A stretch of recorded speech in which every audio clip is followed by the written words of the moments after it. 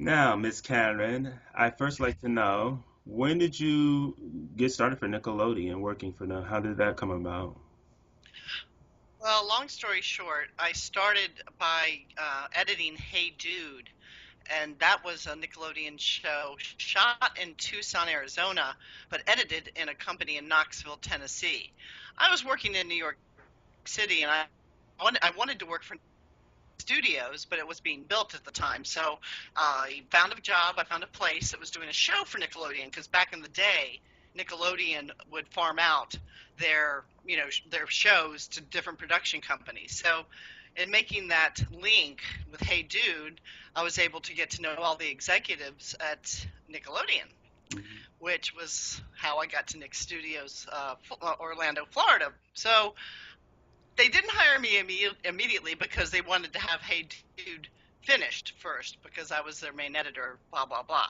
So I came on in January of 1991, and I was just so excited that my dream had come true to work at Nickelodeon Studios because I wanted to make TV show for kids. Yay! Oh, that's awesome. Hey, dude, that was a good show because now I'm thinking about it. And also, what was your first impression of Nick Studios when you got there? When I My first day at Nick Studios, Orlando, Florida in January of 91, I was amazed how nice and wonderful everyone was. The studio was only 6 months old, so everything still smelled new. And it was just, people were nice. It was fun. I felt like a kid again. Everybody feels like kind of like a kid. Like it was really hard work. Granted, very hard work. However, the atmosphere of what we were doing to try to create great television for kids was always our main goal. No matter how hard it was, the deadlines we had to meet, especially in production and editing, because the editing schedule was insane.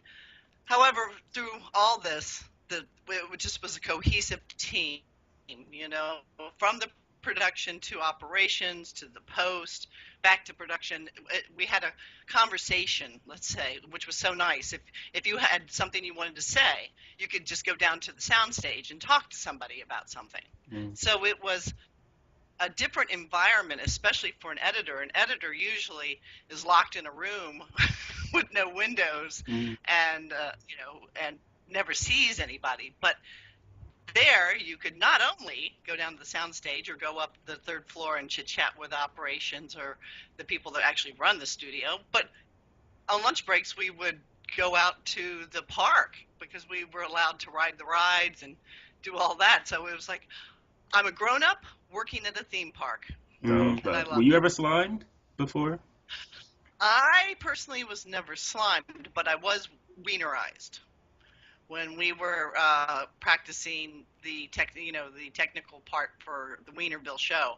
I got to be wienerized, so there's footage of me and a technical and there's footage of me and an engineer, doing the stuff for Mark just to see how it all would work. So I've been wienerized. Oh, okay. That's really funny to look at. Yeah, I'm sure I'll get a kick out of looking at that though. And you guys were trapped in that room, and the studio. There was the studio tour, as many people like to call it, fishbowl. So at times, how did that feel?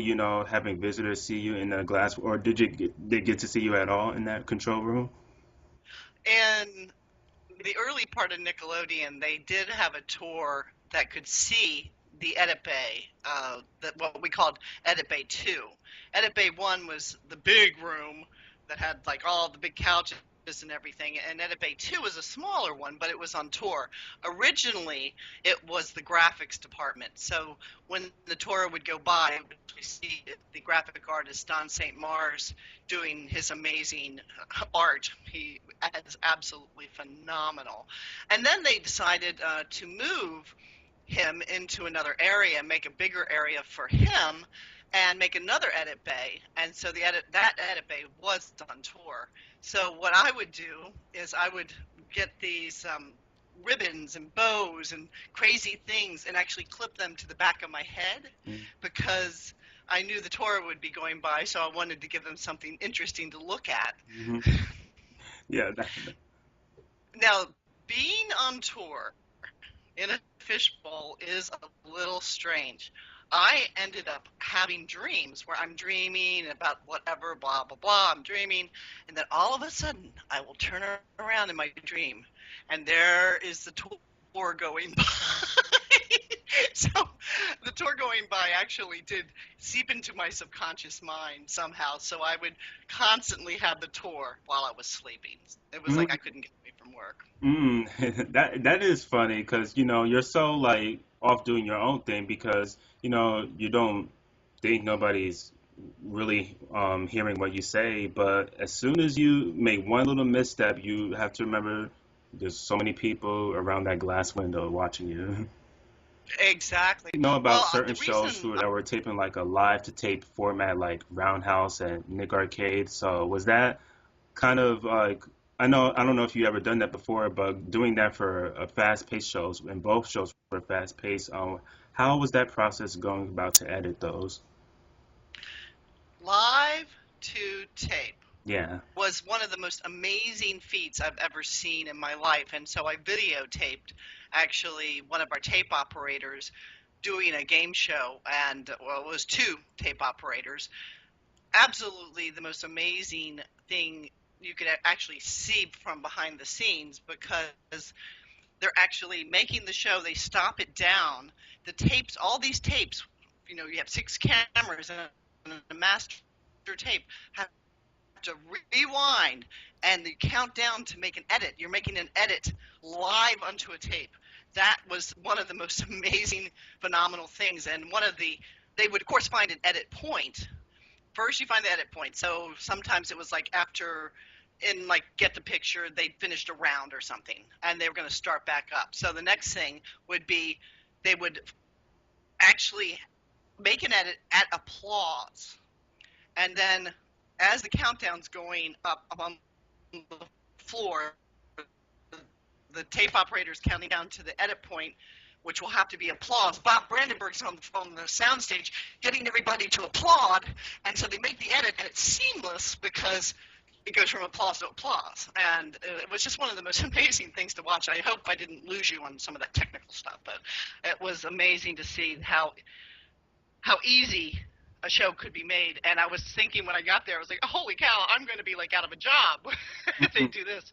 However, they ran all the time isolated cameras. So if they had five cameras, they were running five different tape machines of all the cameras, and that's where the edit came. Is we'd fix it in post. So we literally would fix it in post. And the AD, like Mary Schmidt or somebody like that would, take down notes like, okay, at this time code, we really want to have this isolated camera, or ISO as it were. And so the editor would, have all these notes by the post supervisor, and we'd go back in and fix all the little parts that they just didn't want to stop down. Because so many times you don't want to stop down unless it's a huge problem. Yeah. So that was live to tape, and live to tape was amazing. Yeah, it sounds amazing. And another cool thing about it was that, the studio audience, sometimes they would see stuff up front because you guys are shooting in front of a live studio audience. And I don't know if you ever got to see firsthand how the audience interaction, but was that a cool thing you liked to do? I loved going down on the soundstage, and that's where you'll see a lot of the videotapes that I took. I would actually tape the audience, Bob Brandenburg getting the audience all hyped up. I loved just the energy. You walk on that soundstage floor when there's an audience, and it's like walking into an arena of a ball game. The energy level is so amazing. Every single human person there was excited to be there, was having a good time. So you talk about good vibrations. There were so many like good vibrations, and it was fun for the audience, I believe, to see. Oh, there was, something was a glitch, like especially like in Get the Picture. A picture didn't come up right. Oh, oops! So we have to stop, And it was hard to be an audience. To be an audience member is extremely hard. First of all, you have to sit there for a long time. Second of all, you have to be energetic and laugh when the audience coordinator's telling you to laugh. You have to applaud when they're telling you to applaud. It's hard work being an audience. That's interesting because you have to put in the work. You help part of the show. You're helping the process of the show. So yeah, that's I love hearing that. Was there a particular show there that you loved visiting the set of? I loved going to the set of All That. The Oh set of All That was so much fun. First of all, the cast members were completely terrific, and I loved all of them, even though it went to California. I think only the first two seasons of All That were shot in Orlando, yeah. but I really, really, really enjoyed going to the set, especially they'd bring in the live audience for the music group. So whatever the music group was, it was just really fun to see all these like teenagers going crazy over Yeah. the Backstreet Boys and things like that. You know what I'm saying? Yeah, totally, totally. Yeah, yeah. I mean, all that was like. I also feel like that's one of the most iconic Nickelodeon shows of all time. So yeah, and it's so nice to hear that so many people think about the LA and because they shot there for so long, but to me, I feel like the show was so much more genuine when it shot in Orlando those first two seasons. I felt that the first two seasons were more I have to energetic say, working because I so think much talented people like the cast, the crew were immensely part of it. So many people I talked to have said these were some of the best people I've ever worked with. How great was all the staff? the staff, as far as Nickelodeon Studios Orlando, Florida, Yeah, was amazing because I worked for Nickelodeon in Los Angeles as well. The operations department people were so accommodating and they understood. They understood production, they understood post production. So the people that were running it were the unit managers.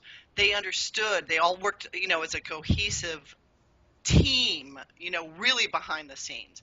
And then behind the scenes, the camera people, the audio people, I have to say, since I left there, they are the best of the best. Those camera people were the best. Those audio people were the best. mm, And I've yet to see as good as professionals as I did in Orlando, Florida.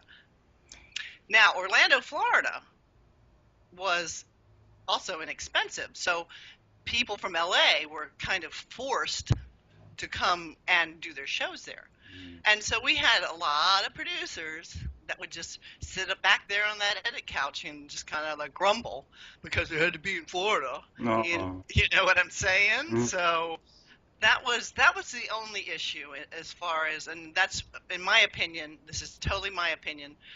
That the reason that the studio came to a decline. I believe in my heart that LA or wherever they were living didn't want to leave their home life. And can you blame them? They didn't want to leave their cat or their dog or their kids or their wife or their husband. So I understand the grumbling. I do. I understand it. But it's a shame because they worked with the best. Yeah, they were. They were. I mean, yeah, I also feel like shooting in Florida was so natural and homey because you don't have the pressure of filming in New York City or LA, and I feel like Florida just had a genuine vibe for it, and you guys it was like a close-knit family type of thing. That's what I feel like made the studio work. It just felt like a family. It Mm, felt really, if I had an issue, I could talk to somebody. I didn't feel alone out there like, who do I talk to? The support team that I had in Orlando, Florida was amazing. When I had a death in the family, it was people just came and just gave me so much love and attention. My mother also passed from brain cancer, and everybody was completely. I just felt like I had 1,000 brothers and sisters. When I moved to LA and the LA Nickelodeon, it wasn't like that. It was so separated. There was no sense of family. There was no sense of togetherness. So I really miss that. And to this day, I've never had such a warm feeling as I have working for Nickelodeon Studios, Orlando, Florida. We were family. Roundhouse, yeah, that just reminded we're a family. That song, yeah. I loved Roundhouse. Oh, Roundhouse was awesome. I love that. That was interesting It's my about people in LA who were forced to be there because, like I said, in the 90s, Orlando was a hot spot for filming and TV, like the Hollywood East movement that was going on. Did you see that Right. happening? Yeah, I did. I believe everyone thought that Orlando would become the Hollywood East Coast. I really do, including myself. However, we had to deal with LA personalities, and I don't blame them. They didn't want to be away from home. So, Right. what do they want to do? The LA producers had a quagmire. Do I not shoot a show, or do I sacrifice my own personal life to go to Orlando for months and months and have a show? So it was difficult. It was difficult for those people to decide that. In my opinion, it was hard. Mm. So I do not blame them. Yeah. I don't blame.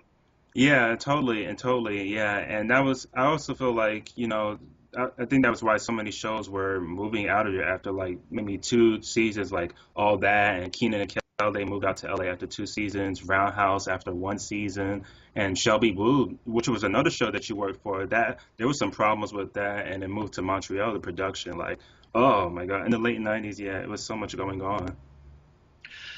The moving of the shows was sometimes political, Right. and in the sense of Shelby Woo, I believe it came down to some issues where the union was pressuring the everybody to make Shelby Woo a union show, and no one wanted that, but the union people were coming in and making quite a scene. So it was uncomfortable, and it's uncomfortable whenever you're harassed.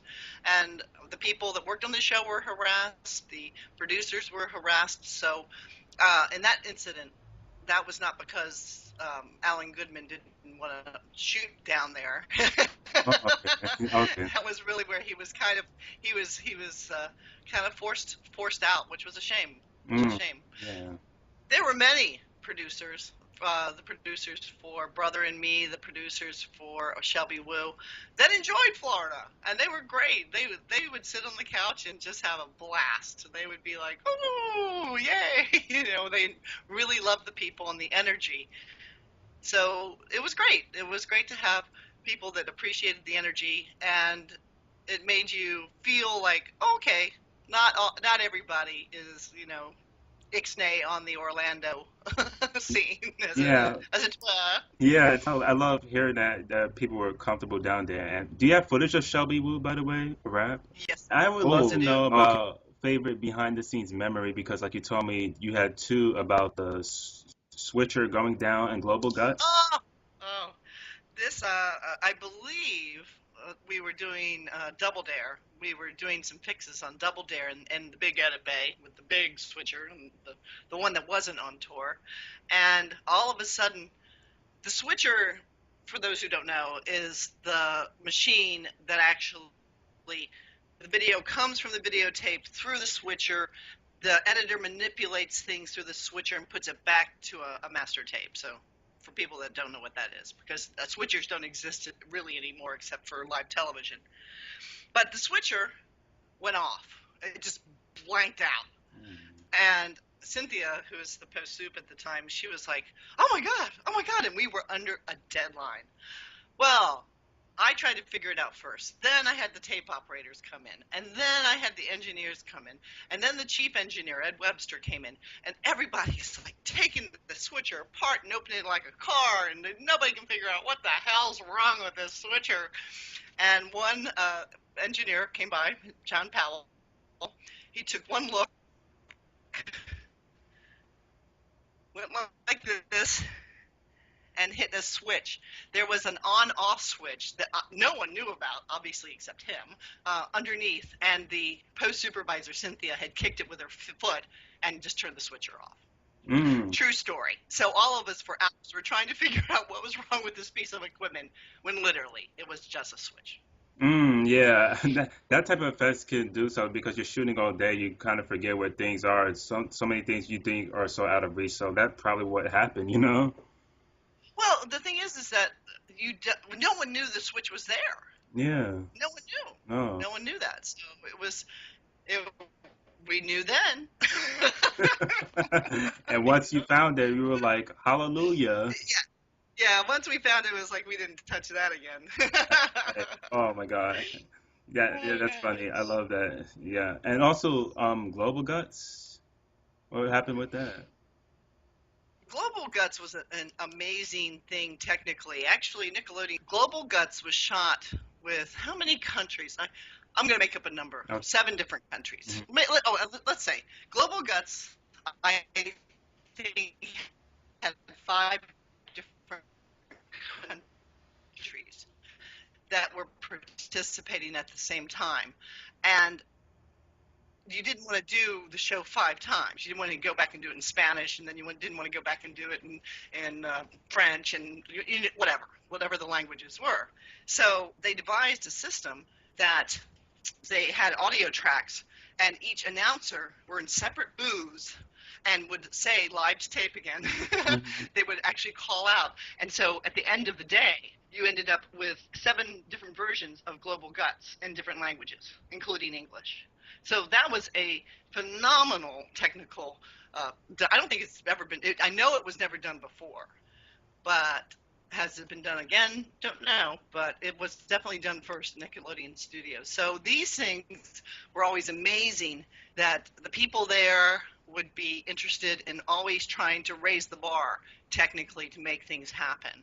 I think a lot of people don't realize how groundbreaking Nickelodeon Studios Florida was because you have all of these different special techniques. And it was, of course, the beginning age of the 90s when computers were first starting to get used like frequently, and you have all these different editing softwares like, Apple and Mac, like all of that stuff. I don't think people realize how much hard Back work, during but Roundhouse, mm, they had brought the orange couch.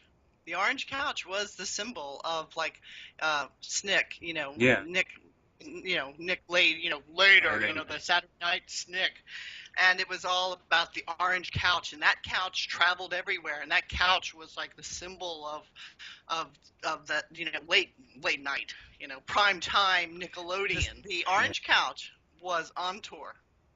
It was on the tour, and it was roped off so you could actually see it. That it was a famous couch. Well, Such a famous couch. so the original couch was stolen. Wow. The original couch of Snick was stolen.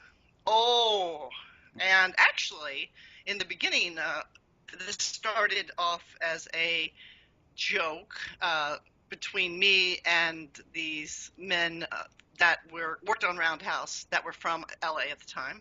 So it wasn't anybody that was actually from Orlando, but these men that worked on Roundhouse. And I were sitting in the audio room one day, and we were laughing about how big a deal this orange stupid couch was. And they said, "Well, what if we steal it?" And I said, "Yeah, let's steal it. Yeah, yeah, let's steal the couch. Steal the couch. Let's do it. Yeah." Well, weeks went by, and blah blah blah blah. And one day, well, actually, it was a weekend. I had gotten sick, and I had gotten sick Friday night, and I was in bed. And on Monday morning, I was completely out, and I was at home. Well, I get a phone call, Mm. and a friend of mine's like, "Did you steal the couch?" And Oh, I was like, "What? What? What? They did it? They stole the couch?" Well, of course I knew who it was. Well, I wasn't going to say. A memo went out. I do believe I still have this memo. A memo went out about the couch. Like, we're going to bring in an investigation and blah, blah, blah, blah, blah. Well, eventually, I talked to the 2 guys that did it, and I told them, I said, "Look, guys, you got to return the couch. You got yeah. to. This has gotten a little crazy." Oh my gosh. So they returned it, and it was amazing. Uh, I didn't help, but I suggested.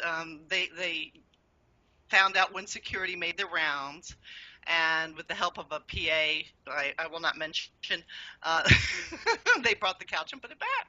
Mm. But it was quite the scandal there at Nickelodeon.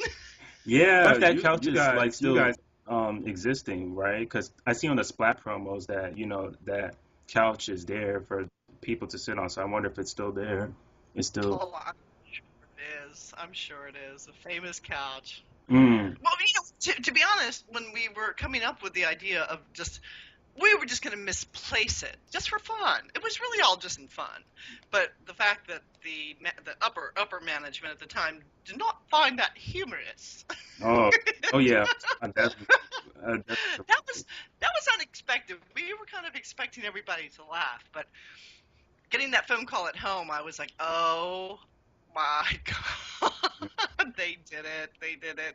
And I had to go up to the principal's office because it was very suspicious that I wasn't there that Monday. House audio engineers were the pranksters for misplacing the Snick orange couch. All right, you heard it here, people. The Roundhouse engineers. Knowing that years later, Nickelodeon in the '90s has made such a positive impact on fans? It's still loved today. How does that make you feel to know you guys were a part of that? To know that I was a part of a great period in Nickelodeon history it's always refreshing in my mind.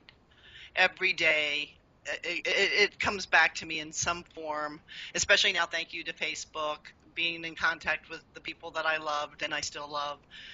It just feels very, very special that I had that time and worked on so many shows and really got to know a lot of people that worked, not only the people that worked on them, but the people in them as well, because usually editors don't get that opportunity. So to me, I felt it was a period of magic.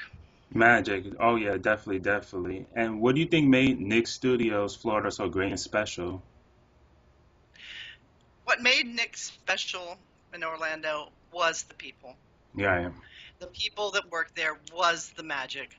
They took their job seriously, but they had fun doing it, and that goes from the custodian Conrad all the way up to the chief executive. They had fun doing their job. It was hard. It was hard work, but we had fun doing it. We did. Yeah, yeah. You're not the first person to say that about the people being the main source of talent, that the greatness that the studio have felt. So I could definitely agree with that.